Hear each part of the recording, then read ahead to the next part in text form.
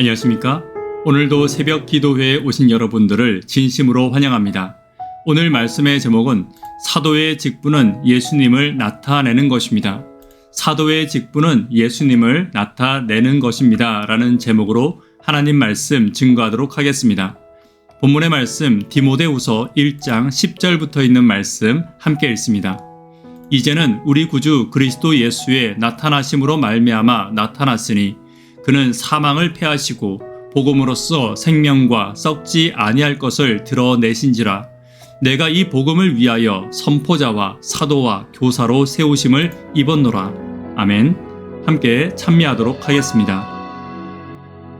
아버지 당신의 마음이 있는 곳에 나의 마음이 있기를 원해요. 아버지 당신의 눈물이 고인 곳에 나의 눈물이 고이길 원해요. 아버지 당신이 바라보는 영혼에게 나의 두 눈이 향하길 원해요. 아버지 당신이 울고 있는 어두운 땅에 나의 두 발이 향하길 원해요. 나의 마음이 아버지의 마음 알아. 내 모든 뜻 아버지의 뜻이 될 수 있기를 나의 온몸이 아버지의 마음 알아. 내 모든 삶 당신의 삶 되기를. 10절에 나와 있는 주의 나타나심은 예수님의 초림을 말합니다. 디모데후서 1장 전반부의 내용을 차지하고 있는 영원 전부터 계획된 구원의 사역이 예수님의 성육신으로 인해 현재적인 사실로 드러났음을 이야기하고 있는 것입니다. 예수님이 이 땅에 오심으로 죄로 인해 사망의 권세 아래 죽을 수밖에 없는 자들을 구원하셨고 사망을 패하셨습니다.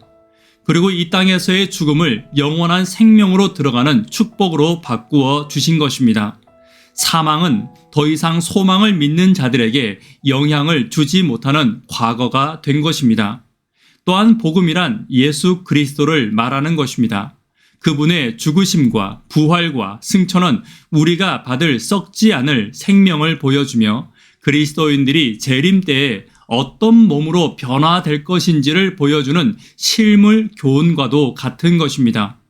이처럼 그리스도인들은 복음을 받아 사망으로부터 이길 권세를 얻었고 썩지 아니할 생명을 얻었습니다. 이 복음을 받은 자들이 어떻게 살아야 하는지 오늘 바울은 선포자와 사도와 교사로 살아야 한다고 말하고 있습니다. 하나씩 살펴보도록 하겠습니다. 첫 번째, 선포자로 살아야 합니다. 11절입니다. 내가 이 복음을 위하여 선포자와 사도와 교사로 세우심을 입었노라. 선포자는 복음을 드러내는 자를 말합니다. 말과 행동으로 복음을 말하고 되도록 많은 이들에게 복음을 듣게 하는데 그의 사명이 있을 것입니다. 현재 우리가 할 수 있는 선포의 사역은 무엇이 있습니까? 첫째로 우리는 교회 안에서 선포자가 되어야 합니다. 성도들과 함께 서로 복음을 나누고 말씀을 전하고 은혜 받은 것들을 계속 나누는 말씀의 선포자와 은혜의 선포자가 교회 안에서 되어야 합니다. 두 번째는 가족들에게 선포자가 되어야 합니다. 부모는 부모로서 가족 안에서의 복음의 사명이 있고 자녀는 자녀로서의 복음의 사명이 있습니다. 말씀을 나누고 기도를 나누며 하나님께 받은 은혜를 나누는 일에 최선을 다하는 가정들이 되어야 할 것입니다. 세 번째는 세상을 향하여 선포자가 되어야 합니다. 내가 받은 은혜를 나누고 전하는 일에 기도의 능력을 더해야 합니다. 요즘은 너무 많은 문자와 소리와 소문이 있는 시대입니다. 이런 시대일수록 더 많은 기도와 또 삶의 감화를 통해 복음을 전해야 합니다.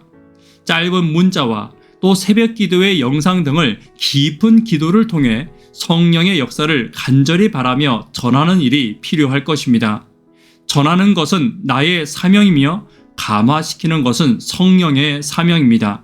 성령과 동역하여 가정과 교회와 세상을 향한 선포자로 사시는 저와 여러분 되기를 간절히 바랍니다. 두 번째는 사도로서의 사명을 다해야 합니다. 사도란 특별한 사명을 위해 파송된 하나님의 대리자들을 말합니다. 하나님의 대리자로 하나님의 품성과 사랑을 드러내는 일에 최선을 다해야 하는 자들입니다.